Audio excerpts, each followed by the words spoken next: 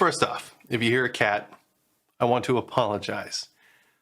She's gone off the fritz. She's decided that she wants to meow her head off throughout the entire establishment here. So if you hear her, I'll do my best to try to remove her and key components, but if she's part of that audio, she's just kind of baked in. We're going to go along with that. But I want to talk about my experience building my first mechanical keyboard, specifically the TOFU84 do-it-yourself kit from KBD fans. Now, this is the first time I'm building a mechanical keyboard, but also soldering something pretty serious. I've never really had to do any of that kind of soldering, so this was a project nonetheless. So let's kind of dive into that. So first up, one of the things that I had to do was familiarize myself with the components and what was required to get it all working. Now, I used a couple of references in this case, but specifically I used TOFU84. I hope I didn't butcher his name, my apologies if I did. But he built a TOFU84 as well, and I said, oh, okay, it can't be overly difficult, I just have to take my time, and I certainly did. This took about 2 days because I was cautious. But I also was spending more time lubing switches and the stabilizers far more than I would because I was trying to be careful not to overlube, but we'll get into that a little bit later. Now the next step was to clip off the extra bits of the cherry stabilizers because I watched TOFU84 do this, and it was just a tip. I just decided, hey, I'm going to do that. I don't know I'm going to do that, but I'm going to do that. That didn't take too much time. So, Next, I ordered a very small partial of Krytox 205. I was kind of nervous at first because I really didn't know how well this was going to turn out. And I do think that it turned out pretty decent for my first time. Not perfect, but pretty decent for my first time. From there, I just followed TOFU84's tutorials on stabilizers, and I also believe switches. So really, I just took his advice and rolled with it.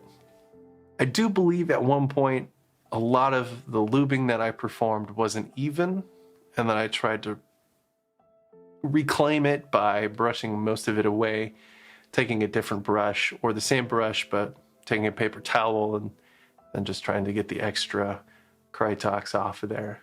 So there wasn't a lot there. I would say the most difficult part as a beginner is just making sure that you don't mess up the stabilizers in terms of their orientations, because I had stabilizers in the different directions, or they were upside down. And I really shouldn't say different directions, they were just upside down. Moving on was getting the stabilizers on there. And the first thing that I realized is that I messed up on assembling the stabilizers, especially the spacebar. Once I got the spacebar down and I realized what I was doing wrong, I was able to go ahead and make sure that I was doing the right thing across all of the stabilizers. And as you will see here, the stabilizers weren't working properly. I believe that I slotted them in correctly.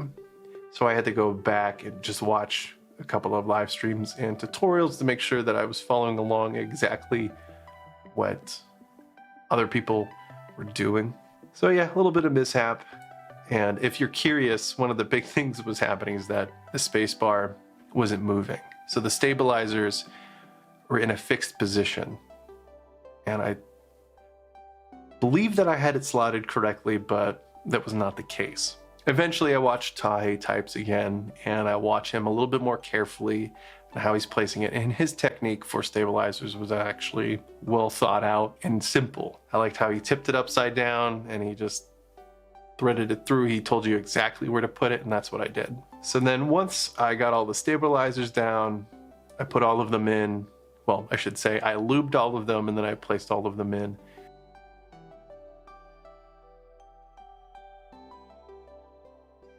Soon after that, I realized that I needed to test the PCB to make sure that I was able to plug it in and it worked. So I went ahead and worked on that for a short bit and tested out each contact to make sure that it worked properly. And then I started moving on to Lubing switches. So the switches that I got were the Gatoron brown switches, or Gatoron? Please forgive me. But I went ahead and, again, I'm watching Tahe Types, I'm watching him carefully, and I just followed his procedures the best that I could. And you're gonna see through here that I have a keycap puller, and then I just slowly take my time lubing these switches. Now, there were a couple of switches where I messed up, specifically where they didn't push down, and I can't remember what I had done wrong at that time. I think it's been a week now since I've built my mechanical keyboard, so forgive me on that. But a couple of them didn't come up, and I actually believe I messed up some of the plastic internally where the tactile switch comes in. I think I bent that or something warped and it didn't feel right. So I had to keep that switch to the side. But really, lubing switches wasn't difficult, but it was time consuming, and just making sure that you're doing it correctly was important in this sense, because you could mess this up or over lube. And I spent a lot of my time just kind of perfecting, making sure that I'm not really seeing the Krytox. I'm not seeing any white residual Krytox over there, and just taking my time. Really, I don't really have any tips for you. This isn't a tutorial. So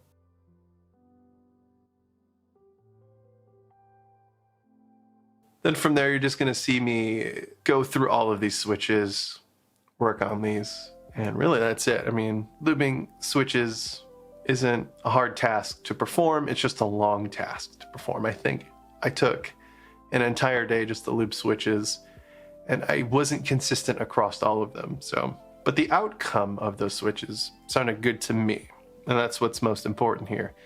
You might want to take a little bit more time if you're building your own. From there, I started to test them. I put them into the PCB. Well, I took the plate as well, but you know, I put all of the switches in there, and I did test them to make sure that there wasn't any anomalies when it came to the switches. So I tried to make sure that nothing was strange. So after lubing all of them, I started to install them, and then this is where it started to get exciting. But my anxiety filled up because now I had to solder. I'm someone who has never had to solder much at all. Really, I don't have any experience doing it. So this is my first time going in and attempting to solder. Now, I watched tons of tutorials when it came to this, but it still makes you queasy because this is something you paid a lot of money for, and you don't really want to mess that up. Going through this, I was very shaky and very nervous at first.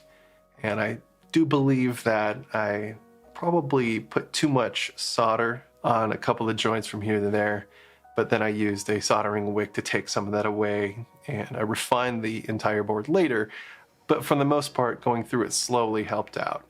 Once I calmed down and I took a couple of breaks just to ensure that I'm not getting too shaky or getting in my head, it was important. But the entire process was fun. Once I got the hang of it, it was smooth sailing from there. So I do recommend, if you want to do the DIY kit, do it. So after soldering all of that, I took the acrylic base and I started to assemble the keyboard. Took the foam that KBD sent. Unfortunately, I didn't get the plate foam either. I just got the bottom portion of that foam. And so I installed that. And then from there, slowly, carefully place it in there, line it up properly so that the LEDs on the bottom of the board can shine through. They're not being covered by the foam on the bottom. Then after that, it was just screw everything in and make sure everything wasn't rattling around and it fit correctly.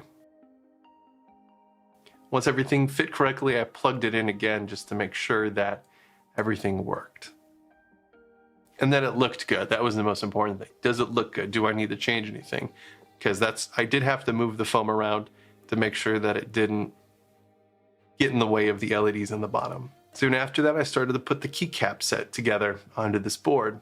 Now, I had been using this keycap set on my old mechanical keyboard. And so I was just transferring them over and just taking my time on that.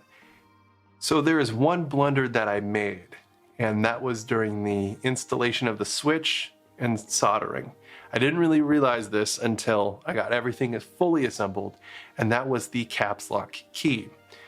More importantly, I installed the switch in the wrong spot, and it was moved over all the way to the left, so I couldn't put the full caps lock keycap on this board. Luckily, I did have another caps lock keycap there that I could use, and I actually prefer it, so it was kind of a happy accident in this sense, but I'm not too upset.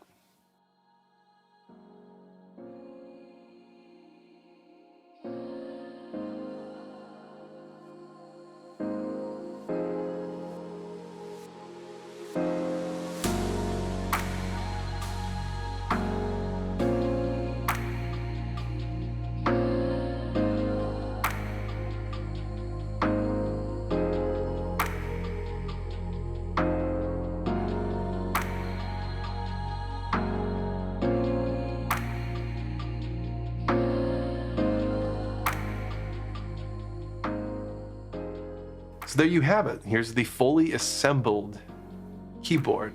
Now I do really like the acrylic base. I like the LEDs that come with it.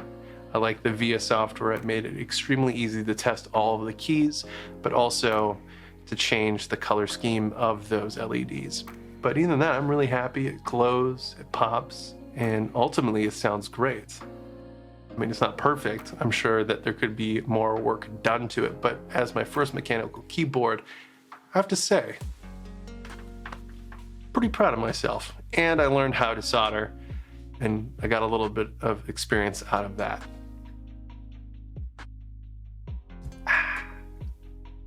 So that's it. Really nothing exciting with this video. I just wanted to show you the process that I went through and the struggles that I experienced. I would build another mechanical keyboard if I could. It's expensive, let's be honest here. But I would also recommend the do-it-yourself kit because you can learn a lot from it, and it's a great experience to go through. Anyway, bye.